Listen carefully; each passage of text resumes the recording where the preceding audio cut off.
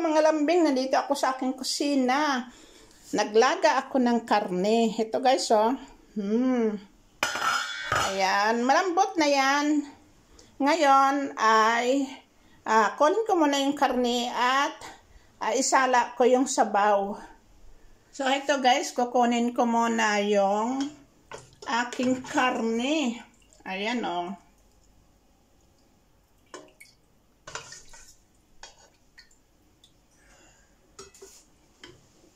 I-set aside muna natin.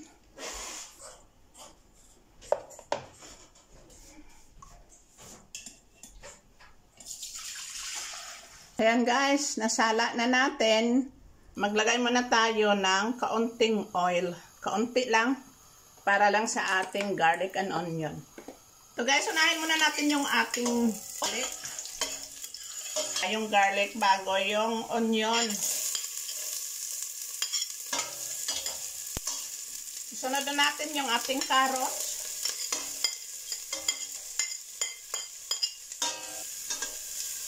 Ang purpose ko lang naman sa paglagay ng carrots ay para mayroong ibang kulay.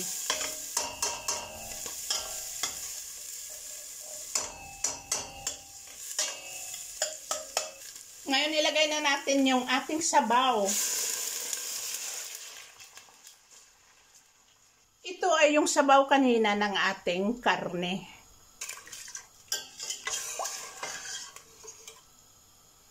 Kumulo na yung ating sabaw. Ilagay ko muna yung ating sutanghon. Madali lang naman maluto ito.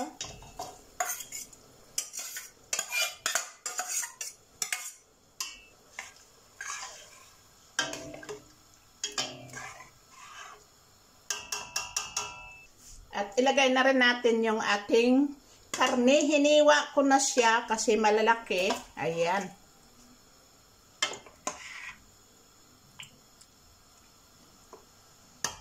Na-overcook na yung aking karne guys. But anyway, ito ay beef soft with sotanghon.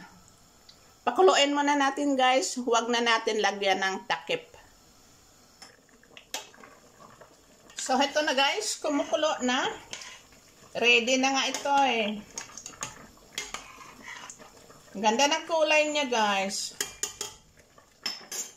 So, ngayon, lagay natin yung ating green onions. Ayan guys, oh. Masarap.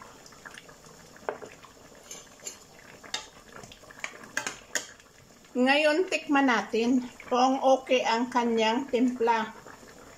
Medyo kulang sa asin, kaya lagyan muna natin ng seasoning salt. Masarap itong seasoning salt guys, kasi kompleto na ito eh.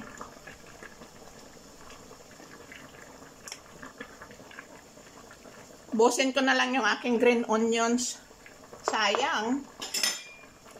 Ayan na guys. Ito na, luto na ito.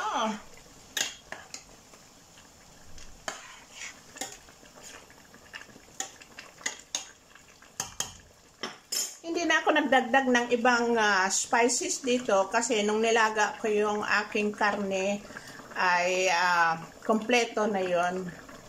Kaya tama na yung kanyang lasa. Tikman natin ulit. Sarap. Ang sarap na guys.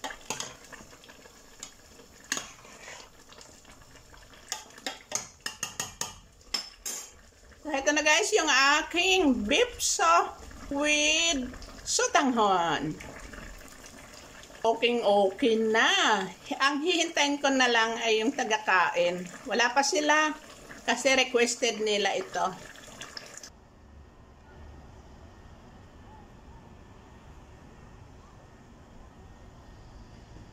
Hi everyone! Magandang tanghali! Nandito na naman si Mother sa kanyang mahiwagang kitchen. Ngayon magluluto si Mother ng kanyang napanaginipan na recipe, gulay. Masarap ito guys. Kaya magluto ako kasi nung isang gabi kasi napanaginipan ko ito at naku, parang nalalaway ako. Gusto ko nang kumain kaya lang wala akong ingredients. At kanina lang ako nagkaroon ng oras para mamili ng aking ingredients. So, ito ang aking mga sangkap. So, ito guys, ang mga sangkap. Mayroong kalabasa, sigarilyas, talong, at saka ampalaya.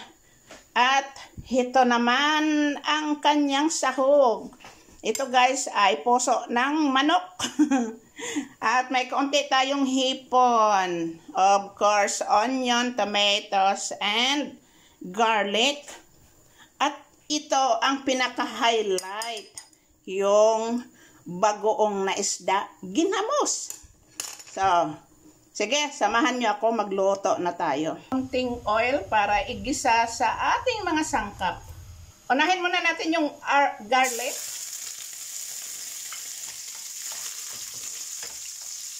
Tapos isunod natin yung onion.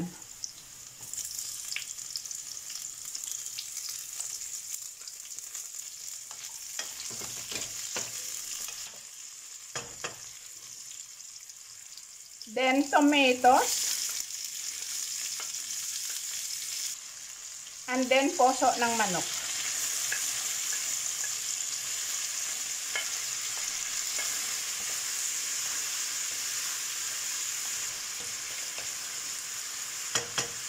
Lagyan natin guys ng kaunting pepper.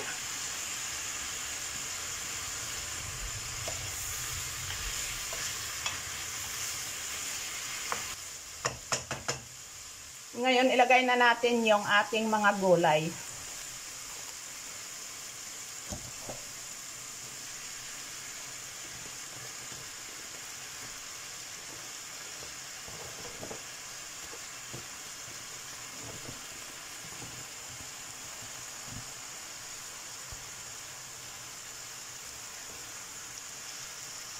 Ngayon, lagyan muna natin ng takip at hinaan yung apoy.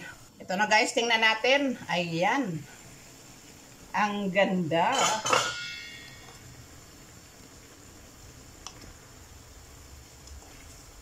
Nagkaroon siya ng sariling tubig. So ngayon guys, idagdag na natin yung ating bagoong. Nilagyan ko ng kaunting tubig para madaling mag-penetrate. So ito na.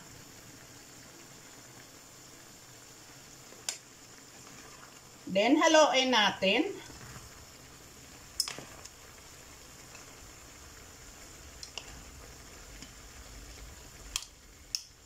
Ngayon, idagdag na natin yung ating hipon.